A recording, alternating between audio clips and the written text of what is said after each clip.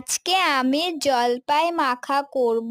তো সবার প্রথমে 3টে জলপাই তুলে নিলাম। এগুলোকে এবার আমি ধোয়ার উদ্দেশ্যে চলে গেলাম। তো জলের ভিতরে জলপাইগুলিকে ফেলে দিলাম, তারপরে সুন্দর করে 3টে জলপাইকে ভালোভাবে ধুয়ে নিলাম। একটা ছিল জলপাইয়ের বোটা, তো ওটা ছিঁড়ে ফেলে দিলাম। অবশেষে আমার ধোয়া কমপ্লিট। জলটাকে ঢেলে দিলাম আমার বাটির খনিজ থেকে, বার করে নিলাম একটা সুন্দর দেখে বাটি।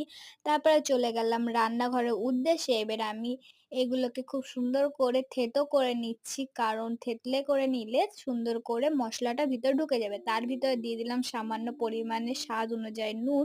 তারপরে আমি এটাকে খুব সুন্দর করে হাত দিয়ে মাখা করে নেবো। উফ, দেখতে জাস্ট অসাধারণ! ওটা দেখে আমার মুখে জল চলে এলো, এত সুন্দর খেতে।